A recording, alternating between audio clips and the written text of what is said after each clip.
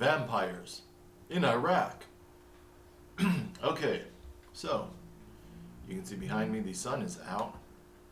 Have a good 7-8 hours of talking ahead of me today, November 13th. We're going to finish this up. Page 26 out of 41. Loose notes. Apparently, Shaz, myself, am psychoanalyzing myself. The conflict within my family at the time when I was 25, 26. Conflict within my country at the time. Illegal wars under false pretenses which have caused so much destruction and damage around the world. And the conflict within myself as an artist trying to create this artwork which never came to see the day of light. This is kind of like a punt, me putting out these notes. If I never finish this project, then at least the notes and ideas come out there. You see some semblance of plotting, character development. Maybe I could just sell this shit to someone in Hollywood as is.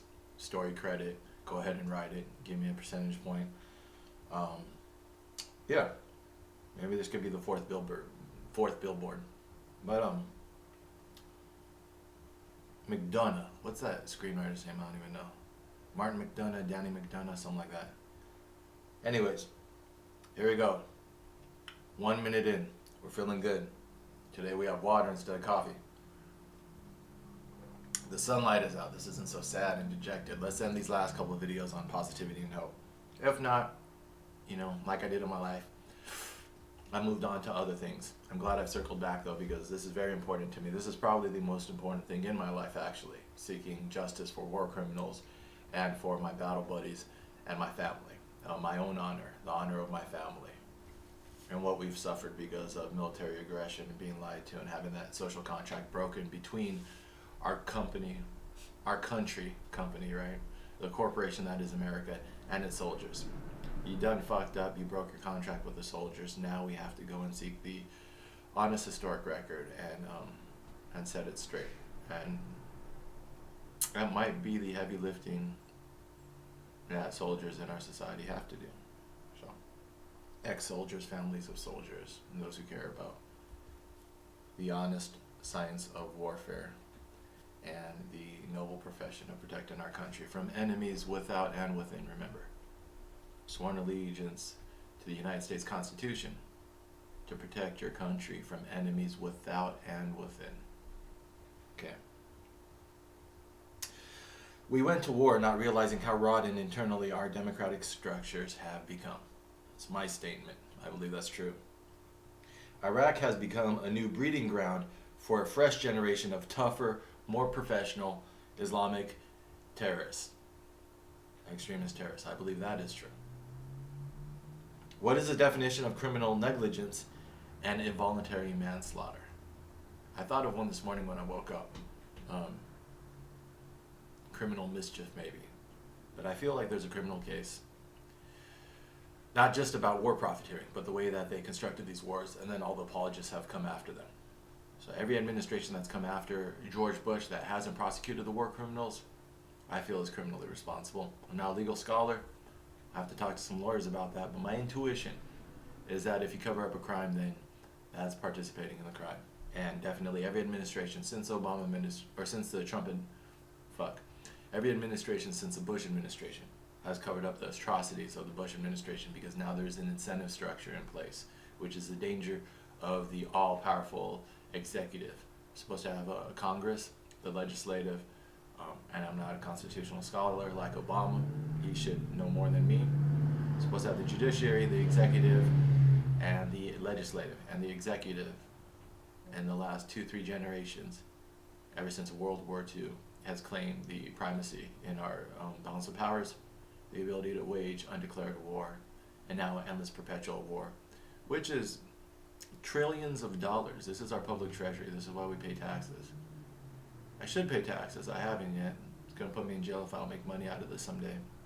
I owe probably $100,000 to Uncle Sam right now. The funny thing about the United States, you can make a lot of money if you don't pay taxes. Now you owe a lot of money, and they'll put you in jail for not paying it. So I have to figure out my end game to this whole plan that I'm running. But if I'm paying $100,000 to Uncle Sam, then I have a say in where that money goes, right? We all have a say, all right? Right now, most of it is going towards war. That's not an exaggeration. Most of the money you pay to the government is going towards war. It's a fact. Half of our budget is military, and we wage endless campaigns of aggression around the world. Most of your money is going towards corporate welfare, protectionist racket for corporations around the world. They claim American interests, but corporate interests. We all know this, it's well documented.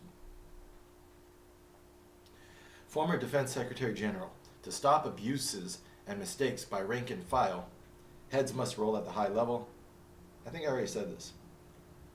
The best way to keep foot soldiers honest is to make sure their command knows that they themselves will be held accountable, responsible for any breach of honor, show that the lawlessness that happens in Iraq and spreading into our own policies at home.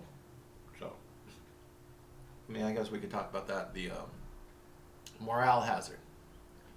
I relate a lot of stuff to insurance. My grandfather sold insurance. My parents both sold insurance since I was young, before I was born. So we're a bit of an insurance family. Families have trades. My family's trade seems to be brokering, insurance, and sales, going back 3 generations or more. And linguistics. My grandmother's father and mother spoke 6 to 8 languages. They were Sephardic Jews, North Africa. So, language and sales.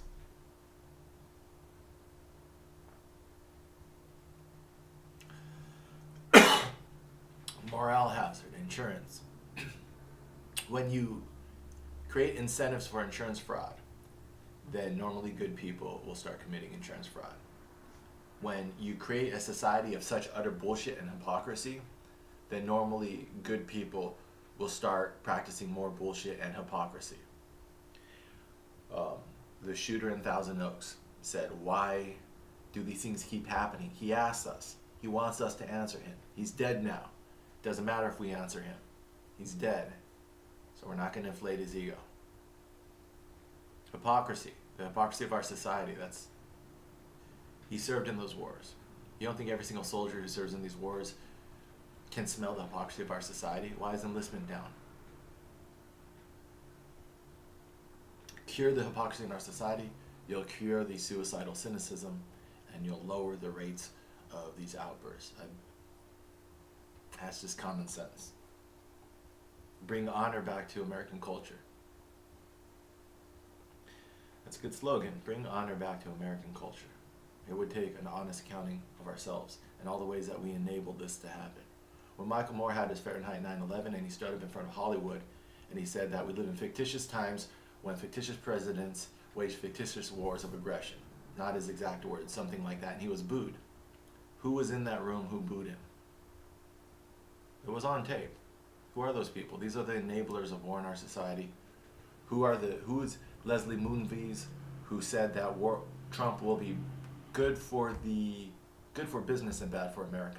Who are these enablers of the suicidal cynicism, which is destroying America and destroying the world because we're the largest aggressor in the world?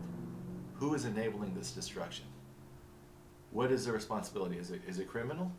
If it's not criminal, should we at least shun them? Should there be some culpability? Should there be some shame? Should we bring shame to the shameless, names to the nameless, faces to the faceless?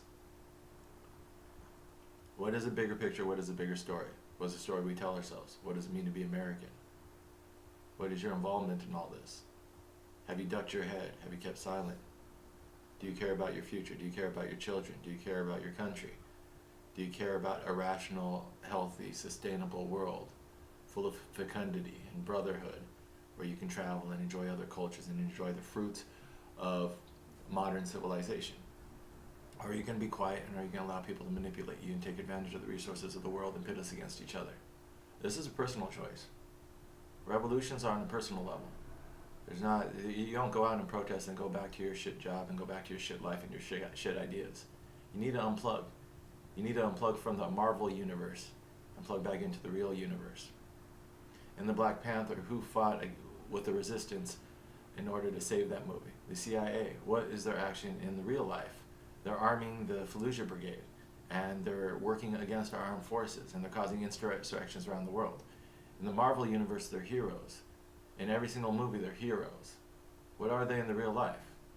They're our minority, our power elite, which is unaccountable, which has a black budget, which is involving us in foreign aggressions all around the world, overthrew the Shah of Iran is just one.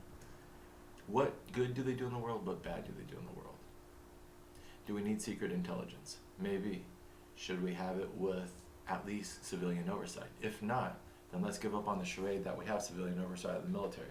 If we have a paramilitary guerrilla group, which is what the CIA is, a paramilitary group with a black budget, with no civilian oversight, then we don't have a democracy.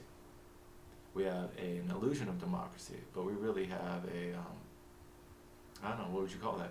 We're led by a junta. We're led by a cabal, a small vested interest of social elites who manipulate us culturally, militarily. Are we all being observed? Are we all being watched? Isn't that what Edward Snowden leaked during the Obama administration? Why is Obama a noble man other than his hollow brand? These are questions we have to ask ourselves.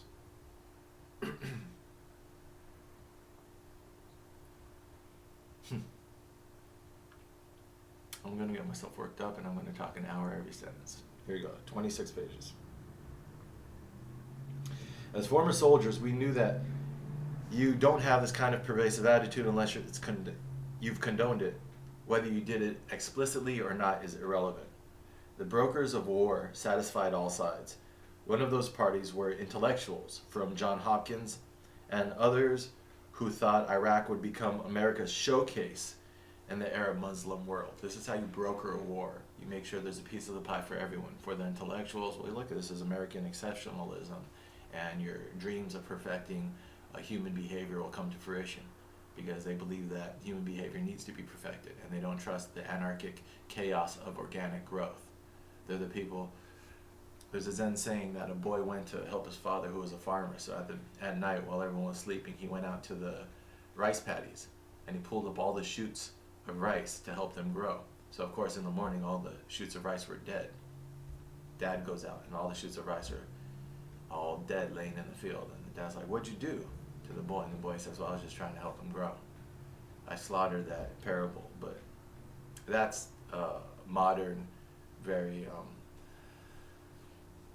you can't use left and right. These terms are meaningless. They're meaningless for a point to keep us divided.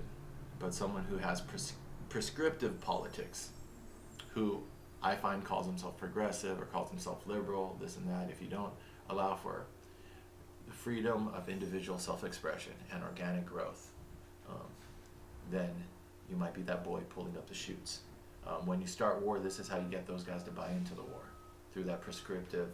So they're saying, all right, well, this heavy-handed approach is going to make Iraq the showcase of the Arab Muslim world. We have YouTube now. This is why growing up I was so excited seeing the internet, seeing YouTube, because reading history, you see how much lies and how much people have convoluted these issues in order to get people to commit injustices like this throughout history. But now we have a historic record, and this is why the internet is closing. This is why the war right now is being waged for information. If you read Obama's books, Hillary's books, any so-called progressive book that's come out in the last 2 years, they talk about how the internet is a new front on the war against terror. No, it's a war for your mind. This is why Alex Jones started that InfoWars, because you have a shill out there hawking dick pills and colloidal silver in order to claim that ground, so that way normal rational people can have that discussion. But normal rational people are going to start claiming that thick middle of rational thought, of people who look at the facts and then make up their own mind. You don't have to, again, I'm a journalist giving you information. I'm an artist trying to get out my art. A lot of these, if not all of these, aren't my ideas. They're just me collecting facts and then presenting them to you for you to do your own research. And I'm gonna make a shitload of money doing it too. Old saying in PR business, bad news is like a dead fish. It doesn't improve with age, only begins to stink more. That's in the PR business. Another saying is deliver bad news promptly and swiftly. That's just in the leadership industry or in any type of training that you get, is you want to deliver bad news quickly out of respect. So that way either your client or your command can make an appropriate decision. You only make it worse by hiding it. Clinton to Wolfowitz. You come to this committee, having seriously undermined your credibility over a number of years now. When it comes to making estimates or predictions, about what will occur in Iraq and what will be the cost in lives and money. You have made numerous predictions time and time again and have turned out to be untrue and were based on faulty assumptions. Good job, Clinton. I came, we saw, he died when you killed Gaddafi, died by anal rape, right? Or when you overthrew the democratically elected people, Guatemala, Honduras, what was the caravan from? Clinton said we got our people in when they had a coup. We made sure to support the new president. Any of the Arabic Spring uprisings, were we ever on the right side? But this shows you that Clinton doesn't care about right, she doesn't care about wrong.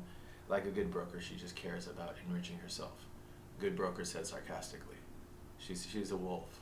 These are packs of wolves, and they just care about power and self-enrichment. That's all we've seen from her career. She was against gay rights until it was convenient for her to be supporting of it. They sit on the boards of Walmart, Apple, Al Gore, and the like. All these people are very heavily tied into the corporate class. Rural America was suffering disproportionately in war. Soldiers that die from small towns in the U.S., think about that, are small towns in the U.S. who are heavily conservative. And this is why I fuck with those people, because underneath that thin veneer of conservatism and Christianity, you'll find actual faith that's not dogmatic, but people who actually believe in the teachings of Jesus, teachings of brotherhood, real spirituality, actually trying to raise up your fellow man. And those people won't support war. They're just, if you hide in the anxiety in society, you become more tribal, they have to close their ranks. People vote a certain way because they feel about danger. When we have these rational discussions and we diffuse the tensions and we actually show who the real enemies are, those people are going to come out on our side. And then you also have the libertarians, who are pretty much anarchists. My libertarian reader, George Woodcock, Anarchism, A History of Libertarian Ideas and Movements. Anarchism and libertarianism are both fronts against encroachments of the state. The state encroaches on your civil liberties. The end game of anarchism is no state, but that might be irrational. So it's practical anarchism is a minimal state, the exact same as libertarianism. We don't need a state in nature. Technology might allow us to someday solve our problems without having to have a traditional state function. That's just logical. Look at what technology is doing to any hierarchy. It's flattening it. Pyramids, hierarchical pyramids, where you have levels all the way up to a CEO are being flattened. You have a lot more horizontals. David Graeber talks about this. So technology empowers the individual, and it allows you for more horizontal, equitable structures that aren't hierarchical. Why wouldn't that apply to the state? It's an anarchic, that's a libertarian idea. Anarchy means either no state or chaos. Chaos is a pejorative, so we don't mean that. What we mean is minimal state in order, and minimal authority in order to function as a civil society. It's an ideal. When I talk about ideals, ideals are like directions, like east, west on a compass. There is no east. You just head east. There's no north. I mean, maybe the North Pole, true north, but you can't really live there, can you? It's uncomfortable. You know, sitting on top of a pyramid is uncomfortable. You got a point in your ass. So these are all directions towards which we aspire. I believe that ideals like anarchism, libertarianism are like scalpels. We use them as tools in order to cut off the fat. But the scalpel itself is just a tool. You don't worship the scalpel, but you wield it. So you wield these ideologies, but you don't live in them because they're like directions. Once you're done using them, you put them down. They're just tools that need to be modified, need to be sharpened, need to be examined. Don't fall in love with your tools, but these are intellectual tools. And I think right now, for our current age, they're the most powerful ones we have. The anti-statist tools, because the state is becoming too powerful, and we all see that. It's encroaching on all of our liberties, causing all of us to have hyper-anxiety, causing our canaries in our mine shaft to die. Commit suicide. Rural America, blah, blah, blah. Wolfowitz. We are dealing with several thousand people who are as bad or worse than the Nazi Gestapo. You could go fuck yourself, Wolfowitz. Calm down, Shaz. Calm down. Captain Ian Fishback, 82nd Airborne Division, class president, football MVP, most likely to succeed in high school at Newbury, Michigan. He went to West Point. A soldier in his unit amused himself by beating prisoners with a bat. Not for information. This wasn't the 1 out of 8, the 1 out of 10 who actually had useful information that you can say that I don't think this is in the notes, but people were watching 24, that movie by that guy who got a couple DUIs, or it's a show, but there's that guy on that. He's a nice guy. He just, I got a DUI. It's no offense to him. It's the only thing I remember about him. I didn't watch the show. But 24, he, people who were torturing and interrogating people at Guantanamo Bay claimed as their defense that they were inspired by Jack Bauer.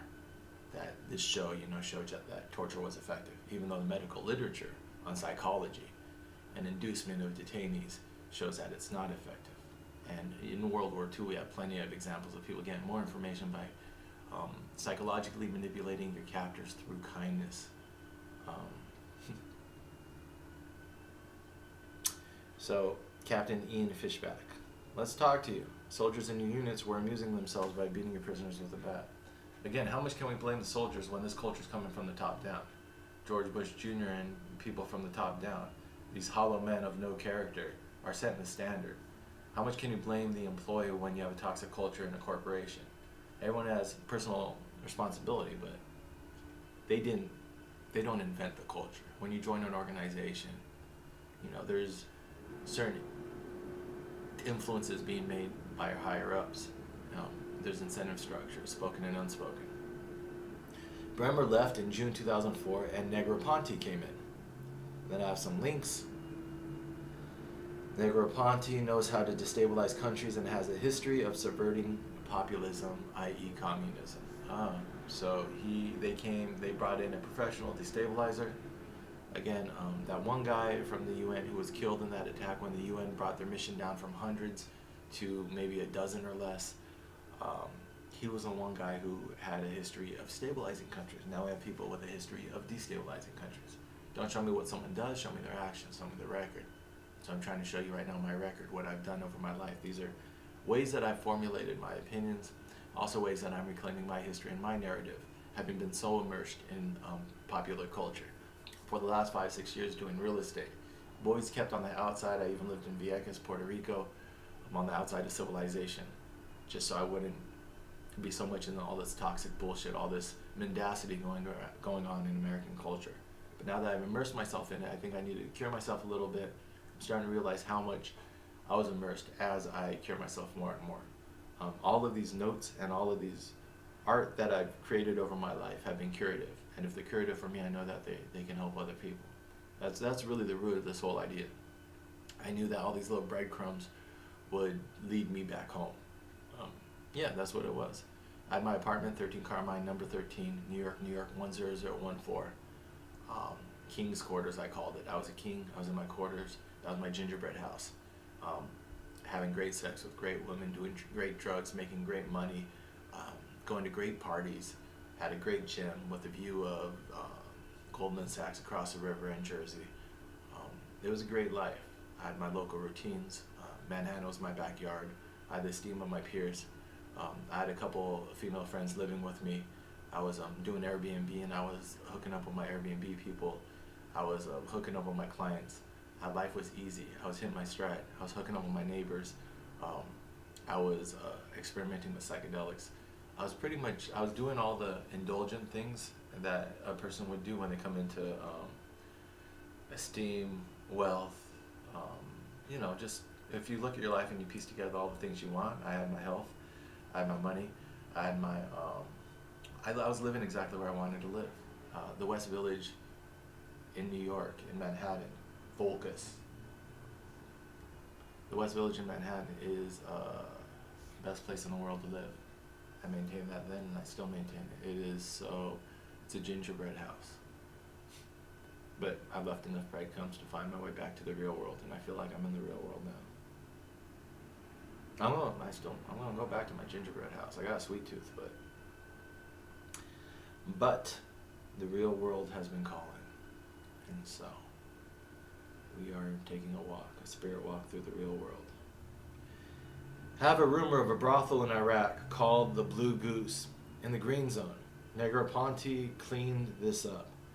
They weren't screwing in the chapel anymore. The Blue Goose was the brothel in the Green Zone. So the Green Zone is their gingerbread house. We're going to bring everyone back to the real world, not just me. I left my gilded castle, my gilded cage. Now we're going to bring everyone else back to where we live, back to the real people suffer, the poor, the soldiers, the waitresses, the construction workers, the blue collar, the Blue Goose. This is your gingerbread house, huh? One contractor employee living in the Green Zone reported in February 2007 that it took me 4 months to get my connections. We have a PSD, personal security detail contact, who brings us these Iraqi cuties, yeah. That's not pissing off the local population at all. Is this the first sergeant's crime, that he was turning a blind eye or allowing the contractors to have a prostitution ring? That would fit really well within that story. The first sergeant was a little bit of a pimp for the private contractors. That would fit into the other scenes I have.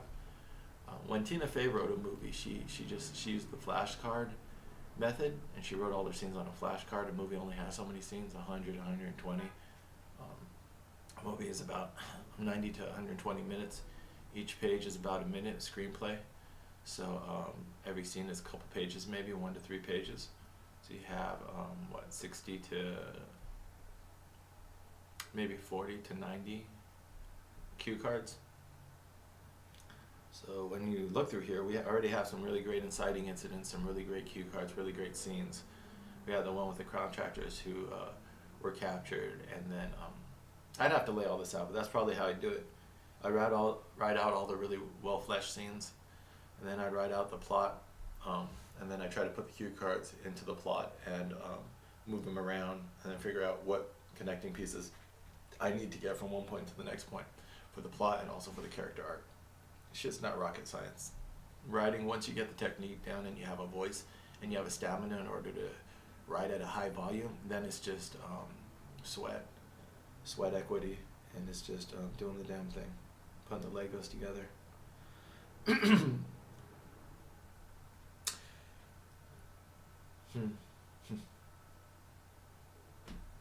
So the first sergeant's crime was that he was turning a blind eye or allowing the contractors to have a prostitution ring, and he resents Nick because he's gay. Have a time when the soldiers are hanging out, and he tells dirty stories. Nick doesn't participate, catches the first sergeant's attention. Also, the hints throughout about another world, secret reward system. It's hinted that first sergeant has access. So, if there's more and more, if Nick's gay identity helps him as a foil against the first sergeant, helps set up a lot of the tension in the plot, and then it also helps set up the tension between him and his dad, if his dad ends up being a guy who, the older generation, falls for one of these internet scams, for one of these girls asking for money from another country. Basically like the honeypot version of the, what is it, the Nigerian prince. The Nigerian princess scam. But that would help, because my brother's gay. And when he came out to my parents, my dad really took it hard, being an old school Catholic, brought up, very testosterone driven Irish man. So I have a lot of personal experience there watching that go down. Again, me and my folks are good, but we're good because we've talked all this stuff out. It doesn't go away completely, and you still have red lines and triggers that you hit that cause large arguments, but you learn to respect each other, and you also learn or establish what is tolerable within the balance of family. And at one point I told my dad that this is intolerable. If you keep on this path, you're going to be put out to pasture.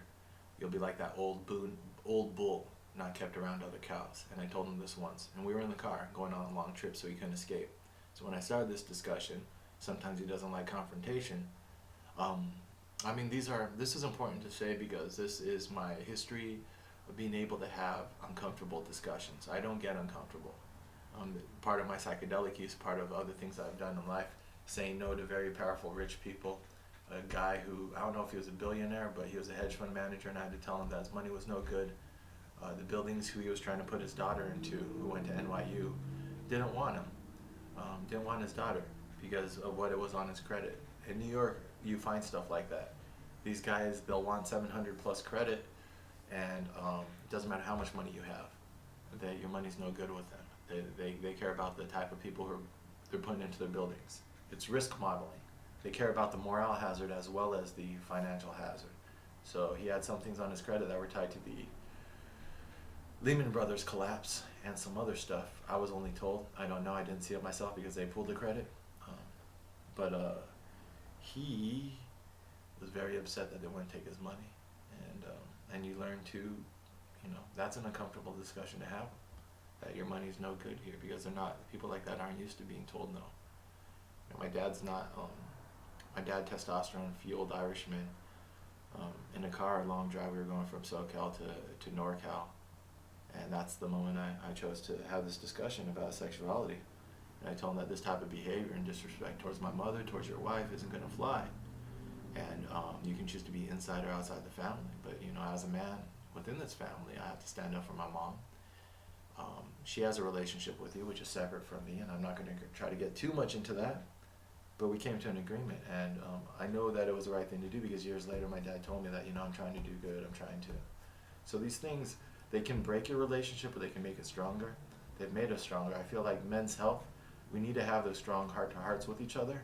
When you find a man in your life, a brother, a friend, even a father, some people, they don't feel comfortable confronting their father figures like that. Also, if you confront them and you're wrong morally, so make sure you have strong moral footing. But what was I standing up for? Well, he was disrespecting my mom. That's your wife, but that's also my mother. So understand, just like you love your mother, which he does, my dad has a strong relationship with his mother. Well, yeah, so I'm going to defend my mother. That's where I came from. I think any person has that strong, you're going to stand up for your mom. And then also as a man, you're my model.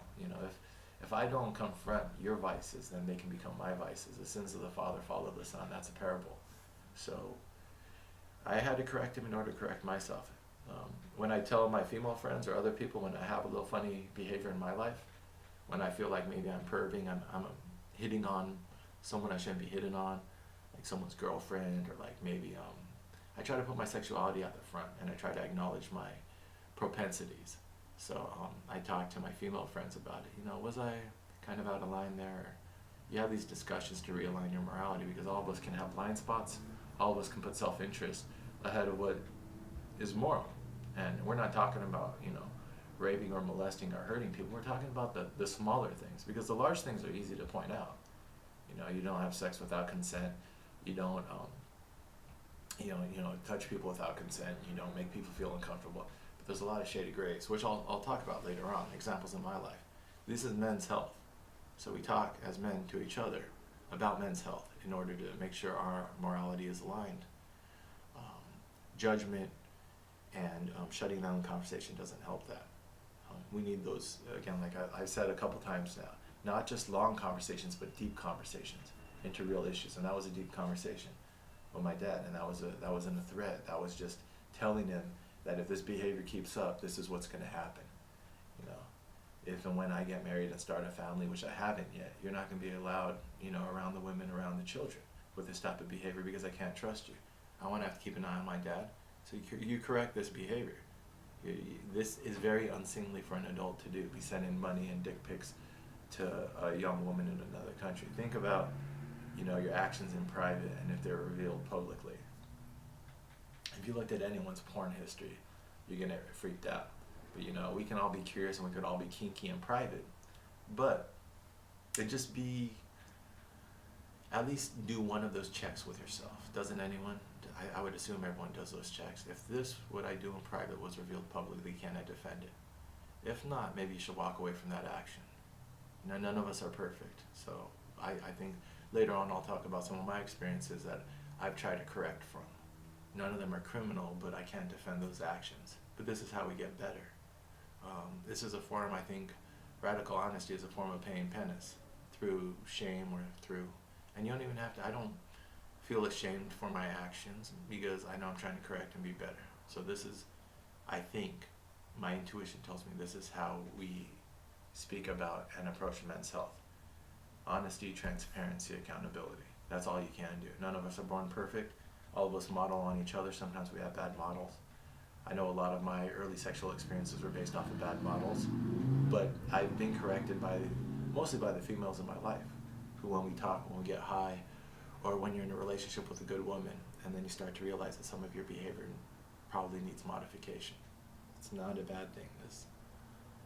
Hopefully we all can improve daily. I think that's the point of life, right? To improve daily. Articles about prostitution. That's great. I have some links about articles about prostitution in Iraq. Is a person writing on the wall a prostitute, or is she the child of a prostitute? Her mom is relatively well educated. She talks of prostitution as if she has first-hand knowledge. They don't suspect she's a kid, but the reader should. The naivety and childlike writing. Nick and the lieutenant say, God, I hope we don't sound like that when we try to speak and write Arabic. So she's writing in broken English, and they think she's a lot older than she is, but it's because of what she's seen, because of her mom. And then you have this whole backstory of her mom being intellectual, but then as a survivor within a war-torn country, if you study war at all, any conflicts, you'll find that there's a lot of, as you destroy the fabric of society, which really tore my heart when I was reading about Iraq. And when you try to, one of the reasons why I protested it when I went out on that corner in Redlands when the war first started is because war destroys the fabric of society, and once you start destroying the fabric of society, I think I defined in the last video civilization being when we vest society and not ourselves with retributive justice. Well, now we're going the opposite direction. Now you have rapes, you have killings, you have justice being taken to vigilante hands. And when you read Riverbend, a blog from an Iraqi girl, she came out with 2 books blogging about her experiences and what her family was going through. Well, the men in the family start carrying guns. They start escorting her to school until she can no longer go to school. You don't rely on civil society anymore for any services or any justice, and so everyone has to take care of themselves. That's the world that this girl lives in that I was trying to get across. Riverbend, girl blog from Iraq. Look that up. First-hand account of the Iraqi invasion and how it affected a young girl and her family. When the soldiers grab her at the end, explain this. Have them question her, and she reveals that she's so-and-so's daughter. Maybe she's one of those prostitutes' daughter, who the first sergeant is organizing or helping to organize for the private contractors. That would be it. Because in your world that you're creating, you don't want too many loose threads. You want as many to tie back together as possible and as plausible. I think Crash, that movie, was a little bit too implausible. Everyone was connected to each other. That gets a little cheesy. But this sounds plausible, that she might be the daughter of a prostitute. They're in the same city, the same area. And this prostitute is being pimped out by the first sergeant, or at least he's somehow helping the organization. Maybe that's also how the other soldiers find her. She speaks little broken English. One of the soldiers, she speaks broken English from observing her mother being with the Americans. She's learned English through contractors and Americans fucking her mom, maybe. Because that's really... The Florida Project did that really well. The Florida Project is by that one guy who made that movie Tangerine. He's an amazing director. He finds these actors who have no experience before, and he just gets the best performances out of them. They're so raw because they're not manufactured. He gets amateurs to put on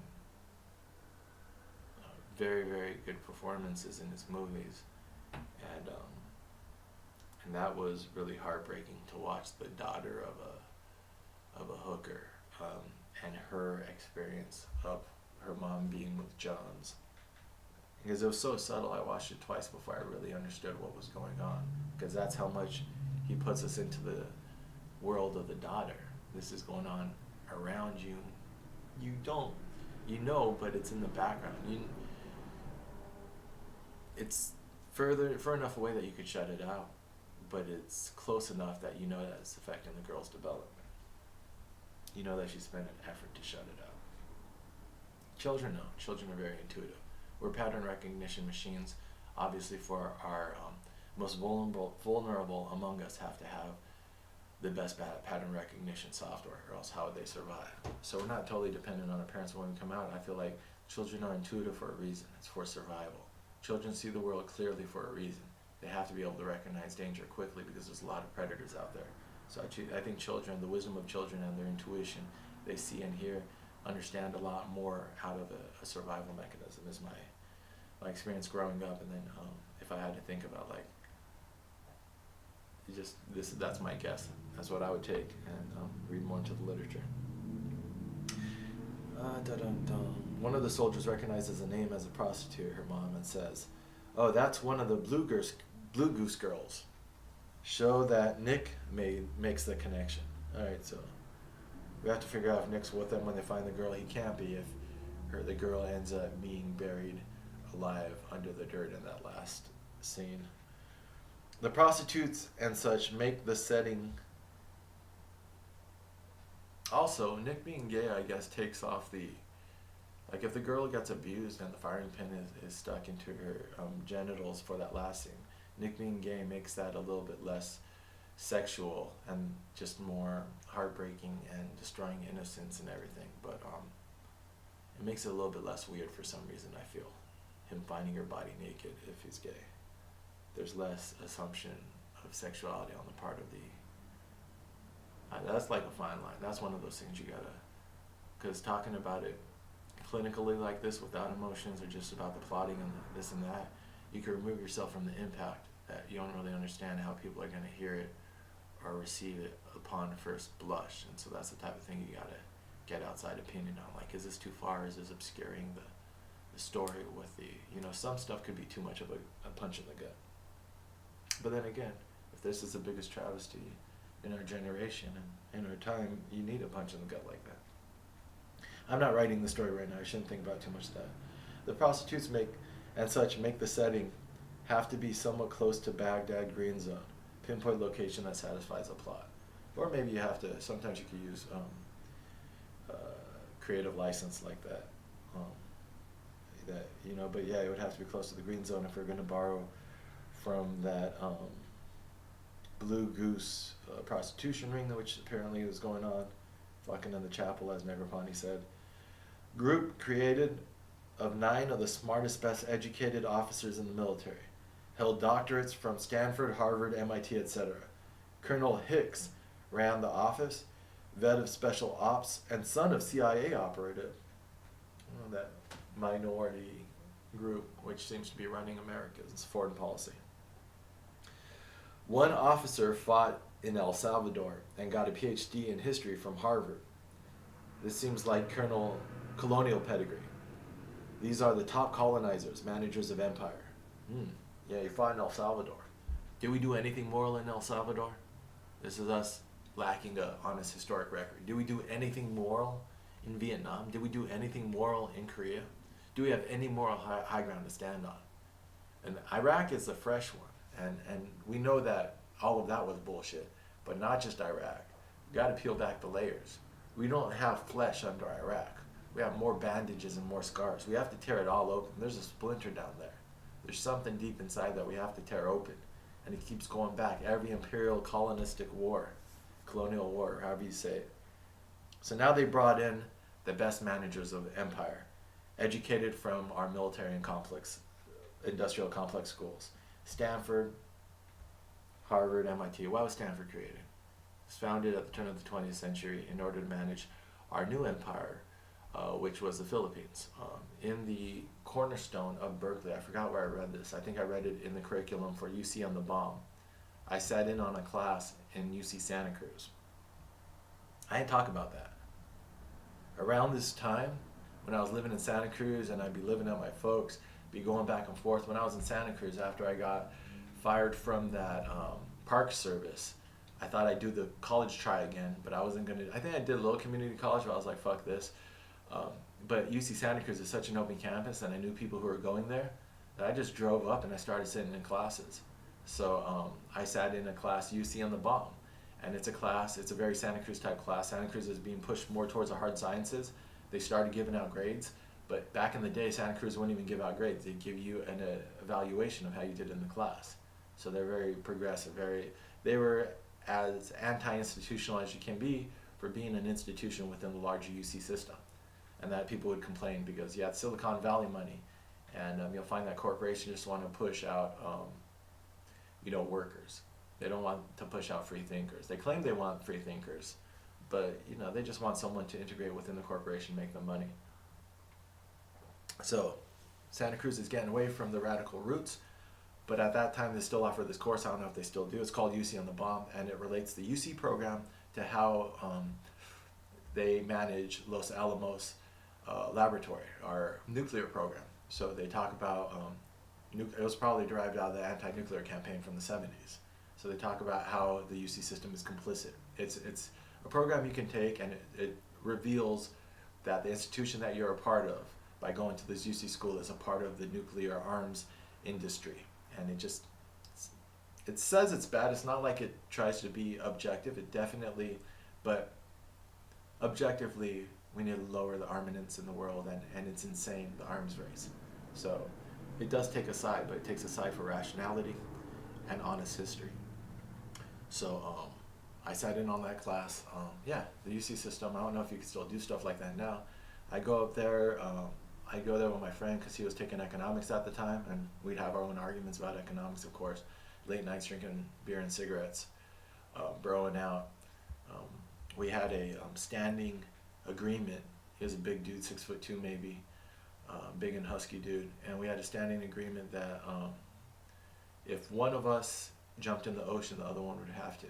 It's a very simple agreement. We lived a couple blocks from the beach near that, in Aptos, near that field I talked about, where you can go and lay a blanket and look at the ocean. And some of my poems, when it talks about cliffs looking out over the sea, that's where it was.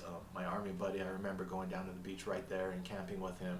We just take some driftwood, start a fire, talk, have a couple beers, pass out, wake up in the morning. So it was really nice. Northern California is a lot of places like that.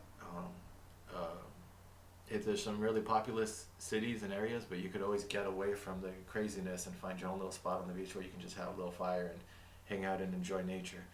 So we had a standing agreement that if we were drinking and hanging out and one of us got an urge to go jump in the ocean, the other person would have to. So he called me on that, I called him on that a couple times. So we'd be arguing about politics, we'd be hanging out, smoking cigarettes, drinking beers.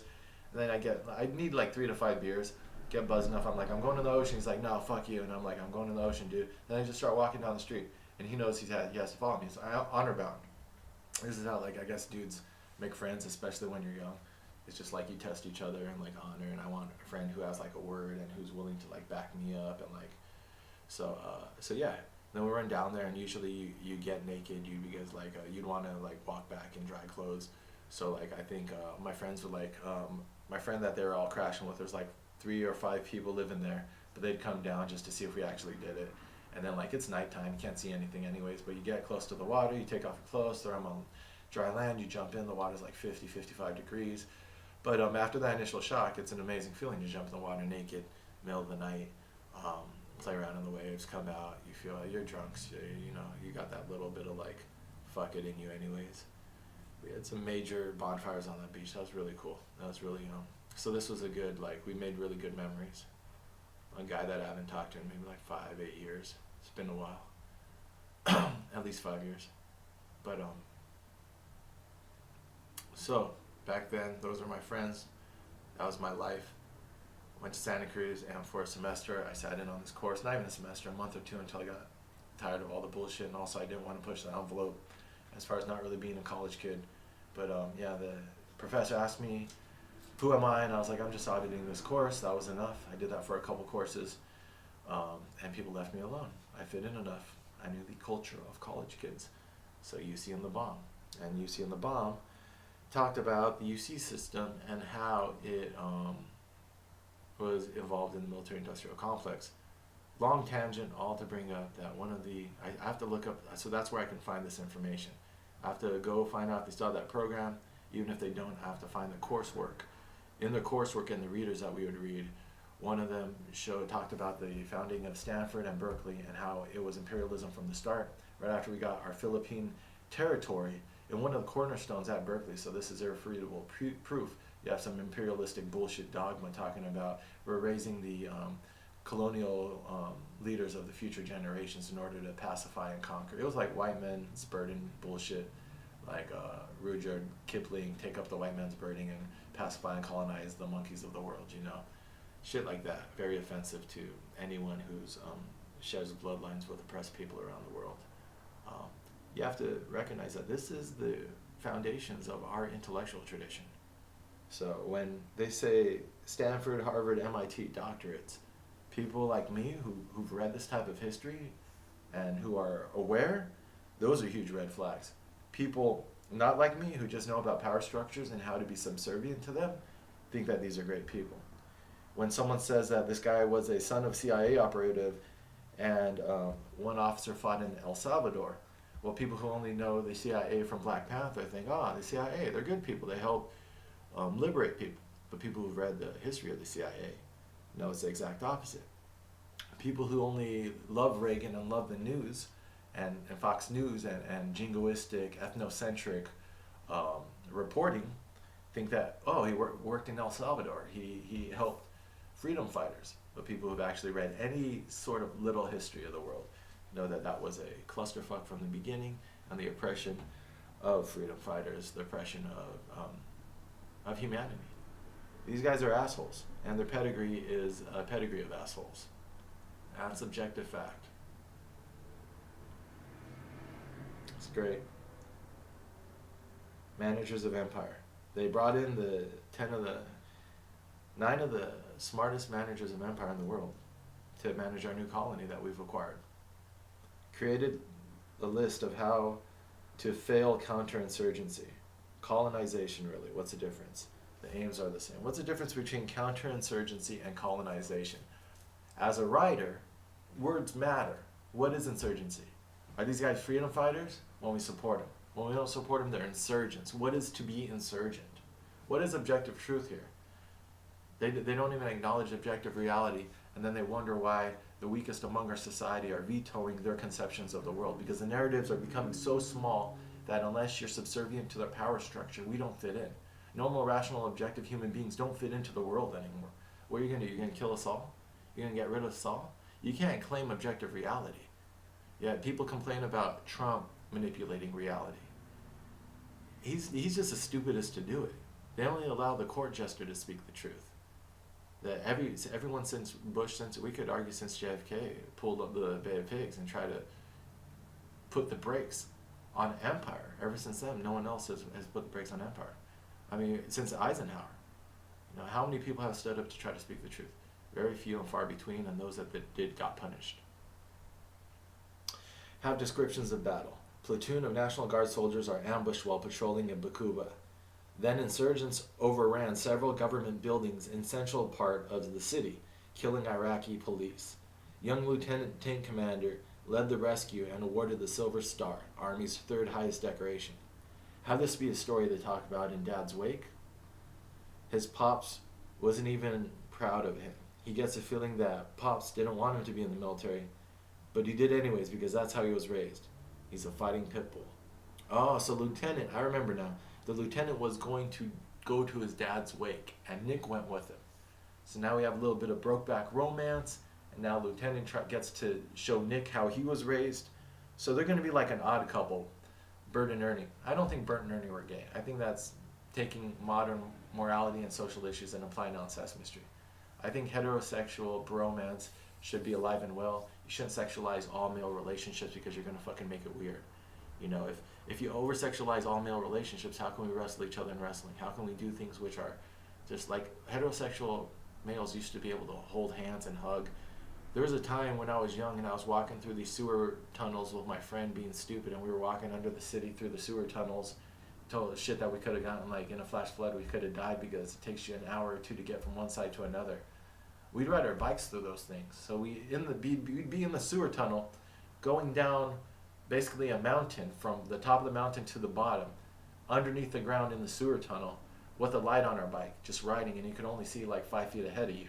So if there's a rat, if there's something, like there's only like a couple inches space on either side of your bike, you have to duck your head, you're in the sewer tunnel, he's in front, I'm behind him, and we're riding for like freaking 20 minutes through the sewer tunnel from the top of the mountain to the bottom. I think because of us, they locked that sewer tunnel. We checked a couple years later, and there were gates on the top and the bottom.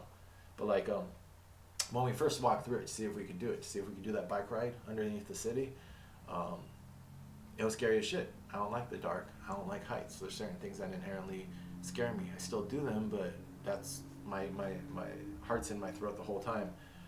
I'm better at dark now. I think psychedelics and confronting your fear of death, some of the stuff goes away. Heights still give you chills. That's just, I don't know, that something about your equilibrium or something. But walking through that tunnel, I held his hand. You know, when you're young, it's like your male friendships, like you.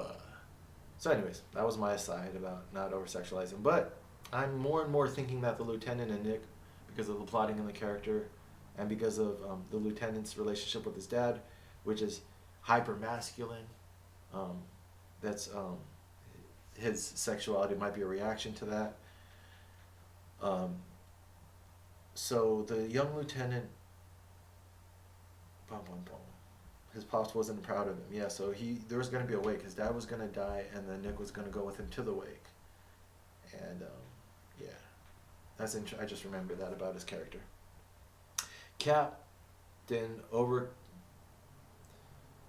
Captain comes over sprinting. This is funny. I have like a little bit of Iraq history, and then I put a little bit of plotting into that. That's just how my mind works. It's like this guy, this guy, this guy. There's like 20 million things going on at the same time.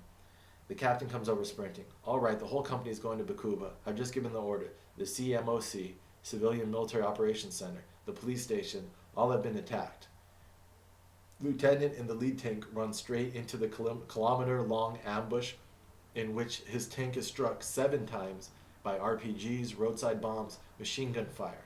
One tank, I'd have to look that up, what that means to be struck by an RPG in a tank. But even if you survive, I know that's a big deal. It's concussive, that type of explosions right by you. One hit tank's rear deck, twists metal plate upwards and blocks the turret from rotating. Have him show signs of PTSD when they sleep together, he has nightmares when with Nick. Okay, so this is a real thing that happened that I guess I was going to incorporate this attack into the story. The insurgents overran several government buildings in the central part of the city in Bakuba. I wouldn't invent stuff out of whole cloth, so I was going to take probably what happened in Bakuba and put these guys in there. If people are offended by this, I wonder about that. Would soldiers get offended by me fictionalizing the accounts of real battle? These stories need to come out. You know, people need to find out what actually happened in Iraq. Like we have to heal as a society, and this is a part of the healing process.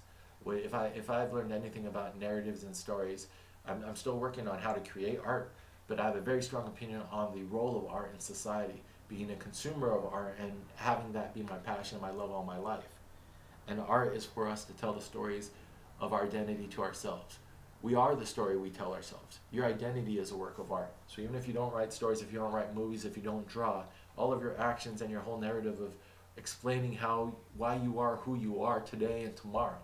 Without that container of identity, you're just a collection of experiences. We know this because affecting your memory affects your identity, it affects the sense of who you are.